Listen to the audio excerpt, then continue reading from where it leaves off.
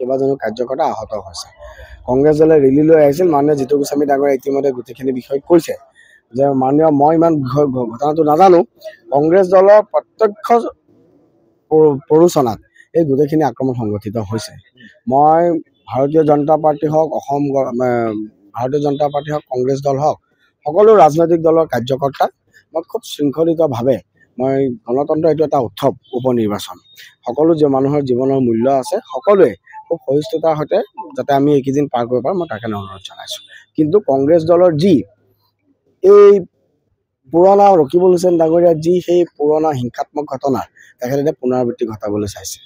আজিৰ দিনত কংগ্ৰেছ দল হাৰিছে ইতিমধ্যে, আৰু সেইবাবে তেখেতলোকে হিতাহিত জ্ঞান হেৰুৱাই তেখেতসকলে আজিৰ দিনত এনেকুৱা ধৰণৰ হিংসাত্মক ঘটনা সংঘটিত হ'বলৈ চাইছে। আইনে নিশ্চয় উচিত ব্যৱস্থা ল'ব। মই কংগ্ৰেছ দলৰ এনেকুৱা ধৰণৰ হিংসাত্মক ঘটনাক মই গৰিহণা দিছোঁ।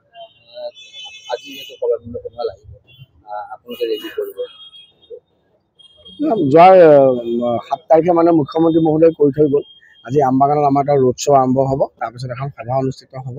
গতিকে সকলো ৰাইজৰ লগত আমি সকলো আমাৰ গোটেইকেইজন জ্যেষ্ঠ নেতা আহিছে। মই পুনৰাই কৈছোঁ, সামগ্ৰীত আমি ইতিমধ্যে জিকিছোঁ। যিহেতু কালি আক্ৰমণৰ এটা ঘটনা সংঘটিত হৈছে আৰু আজি তানজিল হুছেইন ডাঙৰীয়াই এটা অভিযোগ কৰিছে যে উছমান আলীৰ ঘৰত চাৰিজন সজীৱ বুলি পাইছে আৰু আৰক্ষীৰ লোক জড়িত আছে বুলি কৈছে। প্ৰথম কথা, মই এইটো বিষয়ে নাজানো, কিন্তু কংগ্ৰেছ দলৰ মই পুনৰাই কৈছোঁ, কংগ্ৰেছ দলৰ সকলো ধৰণৰ এনেকুৱা ধৰণৰ হিংসাত্মক ঘটনা যিটো প্ৰৰোচনা মই কি বুলি পাইছোঁ মই নাজানো। কিন্তু তানজিল হুছেইন ডাঙৰীয়াক মই বাৰম্বাৰ অনুৰোধ জনাম যে কংগ্ৰেছ দলে যি হিংসাত্মক ঘটনা আশ্ৰয় লৈছে, এই হিংসাত্মক ঘটনাই আপোনাৰ মোৰ ব্যক্তিগতভাৱে ক্ষতি নকৰিলে কিন্তু জনগণৰ ক্ষতি কৰি আছে।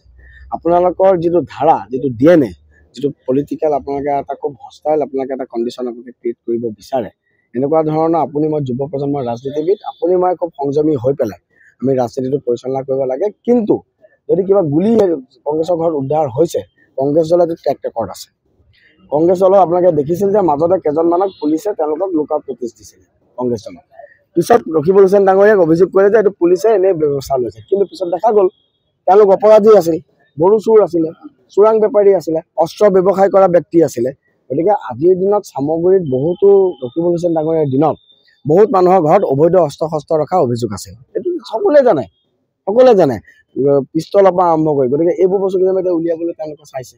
কাৰণ কংগ্ৰেছ দলৰ যেতিয়া গণভিত্তিক কংগ্ৰেছ দলে হেৰুৱাই পেলায়, কংগ্ৰেছ দলে তেতিয়া অস্ত্ৰ শস্ত্ৰৰ জৰিয়তে বাহুবল সৰ্বস্বৰ ৰাজনীতি আশ্ৰয় লয়। কিন্তু এইবাৰে বাহুবল সৰ্বস্বৰ ৰাজনীতি আশ্ৰয় নহ'ব। আমি ইতিমধ্যে দেখিছোঁ, শুনিছোঁ যে কেইবাজনো ব্যক্তি, কোনোবা দুজনমানক লখিমপুৰৰ পৰা আনিছে, কোনোবা কেইজনমানক আনি পেলাই ধুবুৰী গোৱালপাৰা মানুহে আহি পেলাই অঞ্চলে অঞ্চলে টকা পইচা বিলত লাগি গৈছে।